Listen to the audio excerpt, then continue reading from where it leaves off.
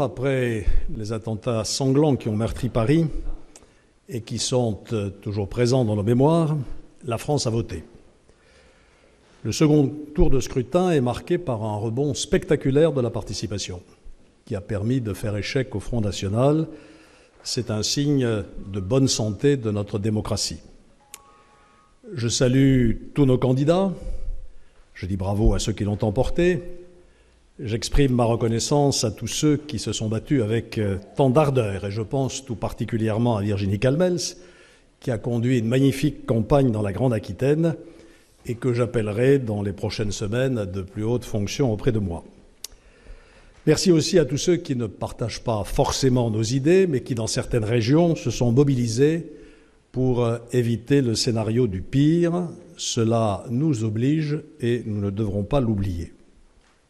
Nous avons maintenant à tirer les leçons de ce scrutin, dont le premier tour a mis en évidence la défiance d'un grand nombre de nos concitoyens envers les partis qui gouvernent ou qui ont gouverné la France. Nous avons tous un devoir de lucidité. Prenons garde aux mauvaises réponses. Ne nous lançons pas dans un débat vain pour savoir si notre positionnement était trop à droite ou pas assez, trop au centre ou pas assez. Ne tombons pas dans des querelles partisanes, prenons du recul. Notre priorité doit être de préparer les bonnes réponses aux véritables attentes des Français. Pour ma part, je veux m'adresser à tous les Français. Et mon premier message, c'est d'affirmer ma détermination à changer radicalement de cap.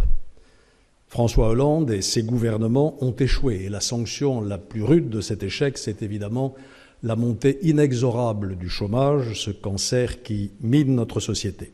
Il faut donc à la France une autre politique économique, une autre politique fiscale, une autre politique pénale et de sécurité, une autre politique de santé, une autre politique d'immigration, une autre politique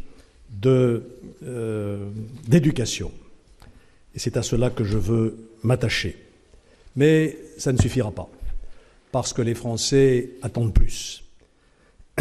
Ils veulent d'abord partager une vision de la France, de leur patrie, telle qu'ils l'aiment, et veulent la transmettre à leurs enfants.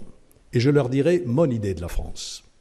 D'abord, ce que je ne veux pas pour mon pays. Je ne veux pas d'une France frileuse, apeurée, protectionniste, anti-européenne, au total une France repliée sur elle-même qui offrirait à notre jeunesse un véritable contresens sur ce que sera le monde de demain. Mon idée de la France, c'est une France moderne, compétitive, qui donne toutes ses chances à l'esprit d'entreprise et d'innovation des Français.